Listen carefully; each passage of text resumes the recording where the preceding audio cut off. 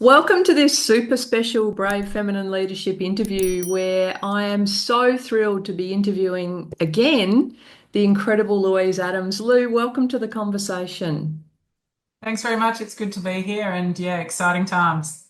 So I am really looking forward to our conversation, and it's a special International Women's Day conversation you and I are having for the hashtag March Forward, which is so fitting as we've recently seen the announcement of you as Aurecon's incoming Group Chief Executive Officer, which is incredible. So effective from July this year. So congratulations. Thank And you. let me share here what that all means. So Louise Adams is Aurecon's incoming Chief Executive Officer, effective from the 1st of July 2025, leading 7,500 people across 31 locations in Australia, New Zealand, and Asia. A chartered civil engineer with 25 years of experience, Louise has worked on projects worldwide in countries like the UK, Australia, India, and the UAE. She's a member of Infrastructure Partnerships Australia's board, Consult Australia's Champion of Change, and an elected fellow of ATSE. In 2024, she was appointed Australia's Business Champion to Vietnam by Prime Minister Albanese, and Louise is also a strong advocate for women in leadership and STEM, receiving numerous accolades, including the 2023 Sir John Holland Australian Civil Engineer of the Year Award. Outside of work, she enjoys sport and lives in Melbourne with her family. So, Lou, what a pleasure. For anyone who wants to know your backstory, they can go and see our first conversation because it was wonderful, and I still get so much feedback about it. But let's kick into looking forward with this theme. I mean, you've achieved remarkable success in your career. Has how you measure success or your definition of success changed over time, Lou? Yeah, I'd say it probably has. I think now, early on, I took any opportunity that came my way. So success was just always kind of moving forward. I think just taking the next step in my career, and I think it was measured more. It was more about me. It was more about what I was getting out of everything. Whereas I think now success for me is a much more holistic measurement, and I think about success both personally and professionally. Not only success how I feel it, but how is everybody else experiencing that success, and how is other people's success intrinsically linked to me or linked to my success. And I guess an example for that is, personally, right, I look at my family and I am constantly challenged by saying, well, where are they at? How are they feeling? How are they enjoying?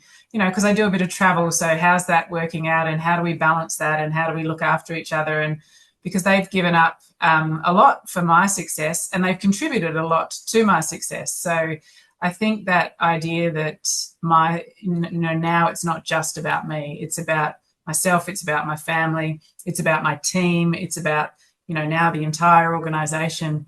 So I think holistically is probably the biggest change that I've made to how I look at it. So we titled our conversation today, Excited by Possibility. And so I'd just love to know what aspect of becoming Aurecon's global CEO most excites you. Yeah, wow, it still feels a little bit surreal, but look, there's a lot of it that I get excited by. I actually celebrated 25 years in Aurecon very soon after this announcement came out. So I have spent my whole career. So it's particularly humbling, and it's a particular privilege to be able to step up now and be in charge of it. I think for an organisation like ours, I get excited by the quality of people, how smart the people are, but and how necessary those skill sets are in this world that that we have at the moment. We have these really complex challenges that are related to infrastructure, which is what we do. Things like the impacts of climate change, things like population growth and urbanisation, needing to transition our energy systems, needing to build more resilient infrastructure. All of these big challenges that the world is facing holistically, but every single individual country is facing as well. I don't think that there is a time where organisations with our skills and our capabilities have been needed more. So it's not an easy time for any organisation to exist, but I think it's an exciting time for us and our people. So you've been all over the news as a result of this announcement, but I saw the comments around the age of the engineer, and you're sort of leaning into that a little bit now, but talking about the shortage that we're facing in terms of engineers. So let's talk about you're a huge advocate for females in STEM as well, generally. Let's just talk about what sell engineering to us, Lou. Like, why do we want people to Uh, get involved?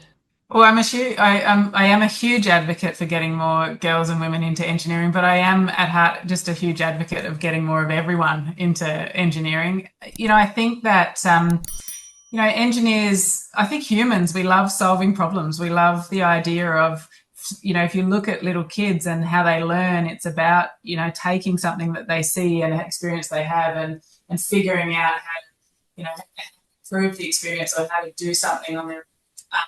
And I think, therefore, it's an intrinsic skill of humans to solve problems or to find ways of doing things or to have or create ideas.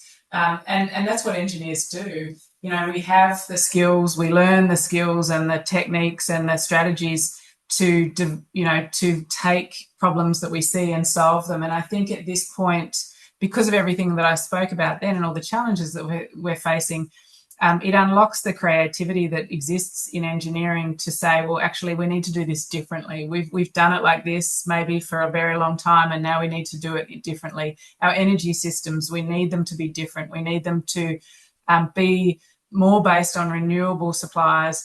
We need to decarbonise our economy, which requires us to go in and change all of our infrastructure assets, and the way that we've run infrastructure assets for years has to change.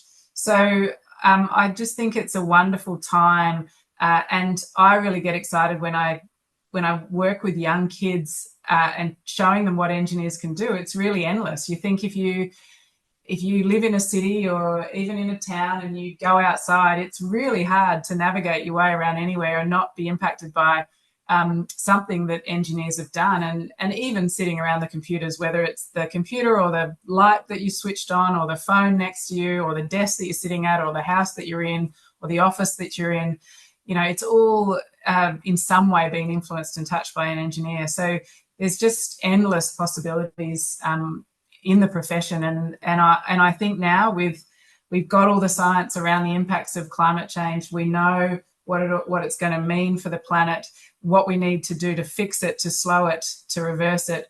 The how we go about doing that is going to be where the engineers come into play. I've got so many questions about that. I'm going to start with one that goes back a little bit to our initial interview. You told me this beautiful story about your grandfather and bridges and kind of inspiring you to jump into engineering. And I might get you to touch briefly on that for people that haven't necessarily seen or understood that. But, you've now got this significant platform as a global CEO. So, how are you going to inspire people, and what bridges are you building, Lou?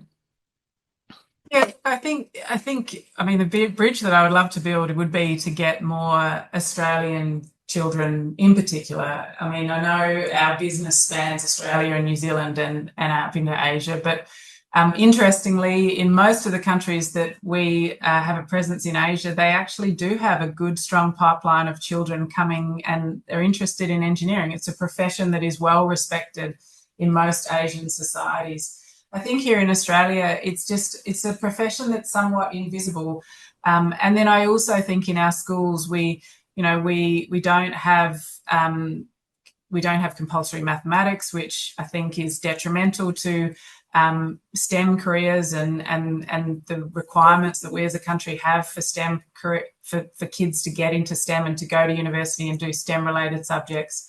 So I think really leaning into engaging with schools, trying to make the profession more visible, trying to potentially brand and to a certain degree rebrand, because I think even when people think of engineering, they think of hard hats and muddy construction sites and that, but just to get the broad understanding of of the different pathways that are available for engineers, and just to get kids excited about maths and STEM and specifically engineering off the back of that.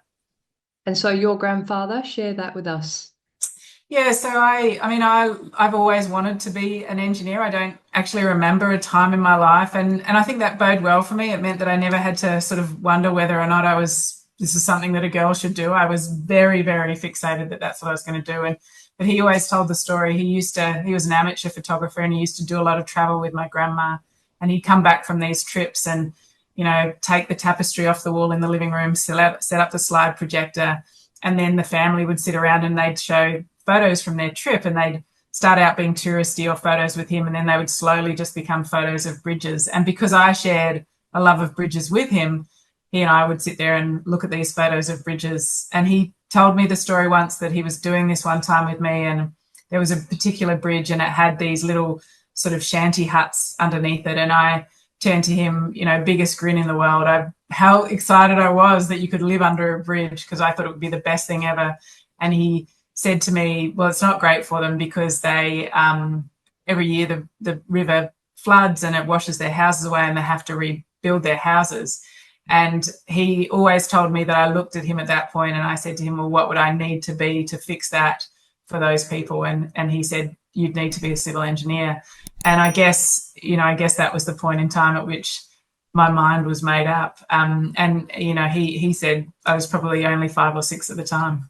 I don't think I asked you this last time because you said he's an amateur photographer. What did he actually do? What was his career? Oh, well, he was a drafter. He worked in a firm, and I think it was on Melbourne Street in Adelaide, Yeah. and he would do drafting, and I don't know too much more of the detail than that, but that, as I understand it, that was what he did a lot of. And I imagine back then it was really, they're quite skilled with your drawing board and your pencils and pens and rulers and that, as opposed to what we would do nowadays with all of our digital technology. How lucky that he, was exposed, because you talk about, engineering being invisible. How Mm. lucky that he had exposure and could say that, because right now you could be anything, Lou, based on. Yeah, yeah. Well, and it is. I think it's fascinating. A lot of the time, I find more often than not, if you were to come to an organisation like Aurecon and talk to our people, and in particular our engineers, we don't just have engineers, we have a whole wonderful array of skills. But if you were to talk to our engineers, I think a lot of the time you find that when you say, why did you become an engineer? They will either say, because mum, dad, uncle, whomever, somebody in their family was, or they will have some deeply purpose-driven reason for having taken up the profession, which I think is what makes the profession so wonderful. I think it's a very humble profession, and I think that's because a lot of the time it is the people in it are deeply driven by this desire to make things better, to solve problems, and to have an impact, which is the exciting thing, because I think a lot of people talk about purpose and a lot of people talk about impact, and a lot of businesses do. But when it comes to engineering, and I know I'm very biased, but in a very tangible way, we can. Do you know, the other question I had, and you made me think of it when you were talking about the creativity in the profession. And I think I was looking at a recent future of work skills required, and creative thinking was right up there in the top 5 of skills that that we're going to need into the future. Yeah. The issue or the challenge, I think, for creative thinking is that in the day-to-day of people's work lives, people are busy and there's a lot going on, and it's hard to be creative in that sort of pace. How do you find space to be creative, and how do you create that space for your team to be creative? Yeah, it is a fascinating question, and I think there's a few different layers to it, because the trouble that you often have with engineering is that firstly, when you go to university, you have this highly technical schooling that ultimately, when you're talking about engineering and physics and calculations and design and designing for engineering, there's really a right answer, and then there's a whole suite of very, very wrong answers. So a lot of what we do when we talk about creativity and innovation is talk about it in the context of needing to make space to feel comfortable to make mistakes, because we've had this deeply technical schooling that often that it's not okay. And I think that happens a lot in schools anyway. So it is about really making it okay to fail and fail fast, that business philosophy, that startup mentality. For me personally, it's a diary thing for me. Like if I want to do thinking, often Friday for me is I have a few things early in the morning, including going to the gym. And then I have a few sessions with people around approvals. And then really for the rest of the day, I fairly religiously don't have anything booked in there. And I'll spend a couple of hours where I'm just sort of reflecting on things and thinking and taking in experiences that I've had that might make me think, oh, I wonder if that's not working, or I wonder if that's working as it is, or what have I heard, what have I read from external inputs that are maybe making me think about different things. So I think it's about making the time, and then I think culturally creating a bit of a safety space where people can try different things. Then the other aspect of it, I guess, from a business perspective, is where you find where that creativity shines through, and where people come up with new ways of doing things or new ideas. Then how do they rise to the surface? How do you get an awareness in a large organization of them, and then figure out whether whether there's something in it, and whether you can actually scale it. And I think, we've tried and tested a number of different ways to do that. And I wouldn't say we've absolutely nailed it, but we've got a fairly good culture around being quite proud of this stuff, and needing to come out and say, hey, look at this, I've done this, and networks around the business that will help spread that stuff. So it's always tricky, but I think it starts with making it safe for people to, in a technical organisation, and technical for good reason. Yeah. You can't afford, if you're going to build a bridge, you can't afford to get it wrong. But it's about being creative at the right point in the process. Yeah. How long have you had that discipline of kind of setting that time aside for yourself? For me, probably at least the last 4 or 5 years of my career. The minute I think I stepped up into probably when I stepped out of this, I was running Australia and New Zealand, and then I stepped into the Chief Operating Officer role, and that was probably the first point that I had a group level role, and I knew that it was going to require me, particularly to get a better understanding of our Asian business, it was going to require me to take time out to reflect and think. Because up until that date, I know that Australia and New Zealand are different. I would never suggest they're the same, but they've got similarities, and there's a comfort in that similarity. Whereas I knew that if I just relied on comfort and just relied on I know what I know, then I was going to come unstuck when I got to that level. So probably since I started in that, I thought to myself, I've got to start to take some time out here to reflect and to learn as I'm going. I know from our previous conversations as well that you're a really reflective leader. And we talked about some insights into your leadership journey when we got together last time. I'm really interested, as you step into this global CEO role, can you think about a piece of feedback that might have been difficult to hear along the way, but was instrumental in your ultimate success? I can, because when I stepped into and I had probably a very important lesson that I absolutely categorically am not going to repeat. So when I stepped into the COO role, yeah. I think it was a big step for me, and I just was, I guess I was so determined to succeed that I really felt that I had to prove myself. I was stepping up into a C-suite environment, which I hadn't been exposed to prior to that. And yeah, I was just in a new environment and just really convinced that I just had to prove myself. And I think two things happened. Firstly, I created a good distance between myself and the team that was reporting into me, because I was kind of like, well, I've got to operate up here. And I really just, I think you'd probably say dropped the ball to a degree on how I was leading that team.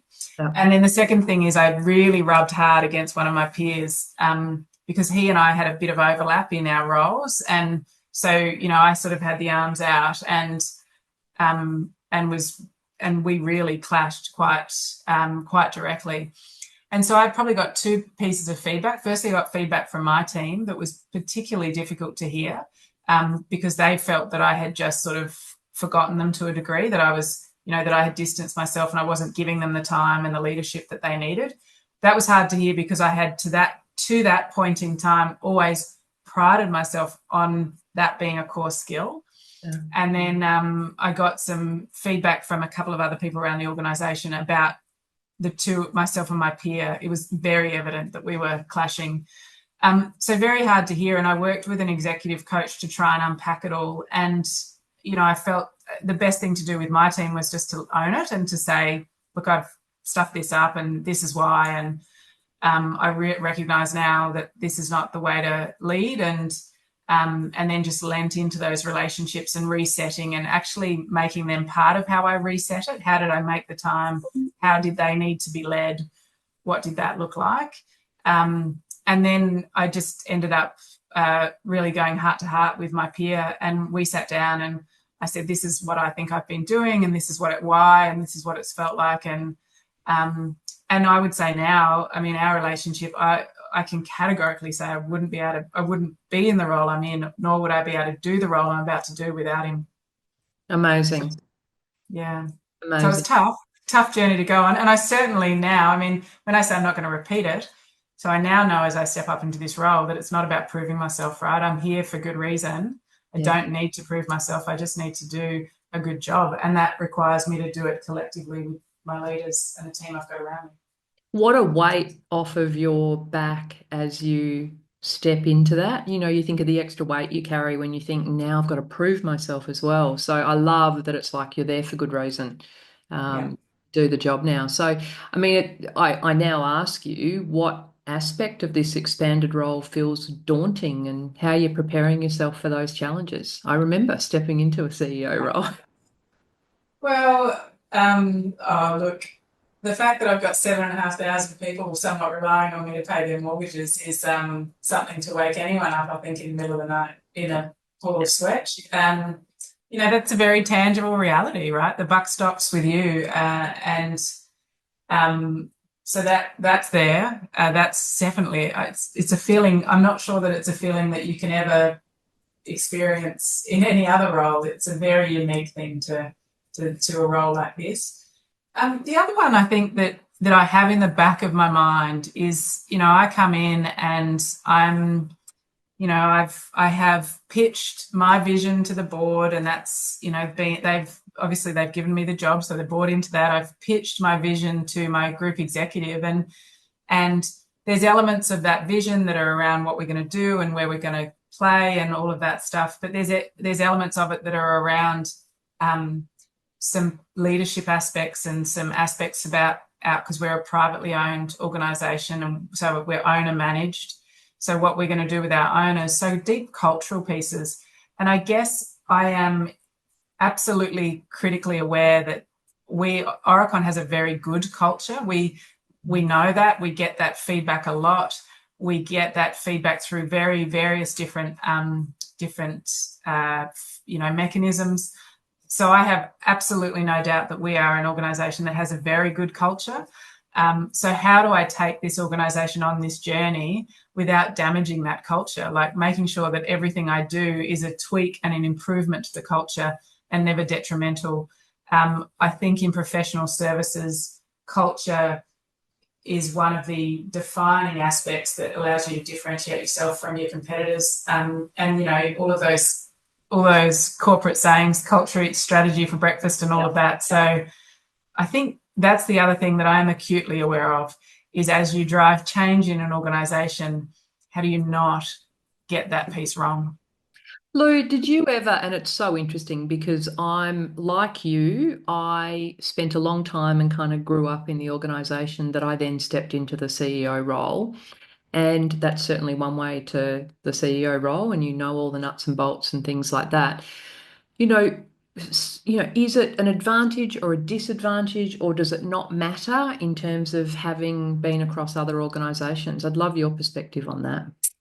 Yeah, look, it's a really interesting question. The way I had looked at it, and certainly it has underpinned a lot of what I've done other than my day jobs in the last 5, 6 years, is that it is a mixture. I think it can absolutely be your greatest strength, but it can absolutely be your greatest weakness at the same time. And so what I've personally done is a few things. I guess Aurecon in 2015, we had our first external CEO come in, Guillaume Swiegers, who I know you know and you've interviewed before. And I think he did a lot of work culturally changing us, because we were a deeply tenured organisation. You just sort of, if you stuck around long enough, you made it. And he shook that a bit. He didn't say that it wasn't valuable. He just said that we needed to make sure that the organisation, when it got new talent, it accepted that talent. It didn't reject new talent. And so we did a lot of work on that. And I think we can comfortably say that it's an organisation now that accepts talent and newer and different ideas. Personally, I decided that I would lean out as far as I possibly could, not only within the industry but outside the industry, just to get a very different view and aspects of the way other things operated. And I've done that through board positions. I've done that through the business champion role, which was, I'd never done trade before. That was something that was so ridiculously foreign to me, pardon the pun. But, I stepped into that with the view of, this is a new experience. This is something that's very different from Aurecon. So what can I learn? And then I think the third thing, and, we just made an announcement, I think last week, of bringing in a new Australian chief executive, and I chose to bring in an external talent for that, and very fortunate to get an incredibly talented guy out of one of our competitors to come and join me. And it's interesting because he's also been in our competitor company for 29 years, so he's deeply tenured, but he's deeply tenured in a very different version of us. So I'm excited as to what he will bring into the organisation and what we can learn from him, and what we can create moving forward. So I'd say yes, it's a strength, but if you're blind to it, it'll absolutely be a weakness. So I think you've got to deliberately manufacture how you complement tenure with new insights and new talent as well. I love how intentional you've been about that. That's fantastic. So, Lou, here we are, really on the eve of International Women's Day as we're releasing our conversation. And so, hashtag March Forward for all women and girls is the theme, the UN theme this year. It really implies that continued progress is needed. Where do you see the most urgent change kind of within your industry, and how can you use your leadership influence to impact on it? Yeah, look, I think for me, if I think about the industries that we're involved in, and one of the big industries that we are, I guess, on the peripheral of is the construction industry. And that's an industry that has, I think, struggles with diversity, struggles with inclusiveness, and then to boot has one of the highest rates of male suicide of any industry in the country. So there's a lot of work to do culturally on how do you lean into that? How do you make that clearly better for everyone? And it's a really nice argument to be had, because it does remove the binary us versus them of it. You just sit there and you say there's huge advantages clearly for everybody if we lean into what it means for this to be a culturally more inclusive and more diverse industry.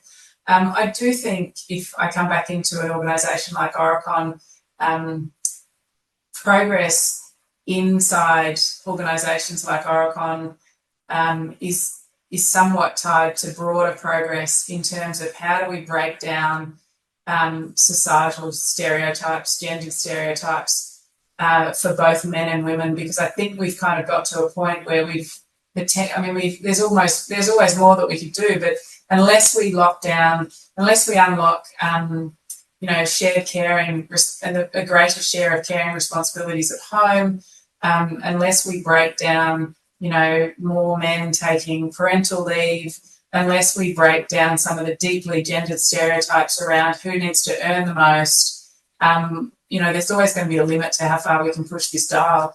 And I passionately believe it's about choice. It's about sitting there and saying to anyone, regardless of whether they are man or woman or their cultural background or whether they're disabled or they're a veteran or anyone, being able to say to them, have you had the freedom to make choices in your life to suit you and reach your full potential based on those choices, rather than knowing in our heart of hearts that there's still a system in the background that's at play that's driving that and taking that choice away to a certain degree. So I think it's what role I can play, not only inside Aurecon, but in broader society. And there's so much that we could talk about in that regard. Absolutely. So do you feel there's a weight associated with being a very visible female leader at all? Do you feel like there's any sort of weight associated with that limits you being your authentic self at all? No, I don't think I ever have. I've been incredibly fortunate. And I mean, I don't know whether it was a timing thing. I came into this profession at a time where there was lots of jobs because it was really busy. And plus they were just starting this idea that we needed to get more diversity and, we needed to get more women. So I kind of felt like I've always fallen on my feet in regards to being able to confidently say that I was being given the opportunities I was giving and I was succeeding because of my own skills and my own capabilities. But at the same time, I was also able to be somebody that other women looked up to be, that whole thing of you can't be what you can't see. So look, to answer your question, I would say I've never felt a burden of it. I've always just been very proud of it. And I guess I've always just thought, if I can make, if any young boy or girl can look at me and say, hey, she sounds like she's got a cool job, I wouldn't mind doing that. Or if I could make any young woman think, oh, okay, maybe I can do this, then, any angst or any burden or any, weight that I might have felt was always going to be worth it. So, yeah. Lou, I think over the last couple of years, we've seen, increased kind of cynicism about celebrations of International Women's Day. And I would just say to you, what conversation do you think we should be having? Wow, now that is a good question. I think we should still be celebrating it, right? We haven't yet, if we think about government, if we think about corporate Australia, if we think about, sport, and, we've unfortunately seen the worst side of that in the last couple of days, we still do have incredible bias. We have deeply entrenched stereotypes, and the data still reflects that we don't have the representation that we deserve for 50% of the population. So I think we still need to celebrate International Women's Day, and it should also be noted that that's an Australian context, right? One of my passions, as you know, is cricket, right? We currently have in Australia the great majority of the Afghanistan national cricket team living in exile in Australia, because they're not allowed to play cricket in their home country. And in fact, as professional sportswomen, if they went back to Afghanistan, they'd likely be hunted and killed, right? So we're talking degrees of seriousness here, but so I think the world over, and even for the reasons that I said for Australia, we need to continue to celebrate and fight for the rights of women. What I do think in the narrative we need to start talking about is how it benefits everyone. I think that what we're seeing play out, particularly for boys and young men, we need to lean into how this is beneficial and what role they play in this world that is more gender equal and more gender inclusive.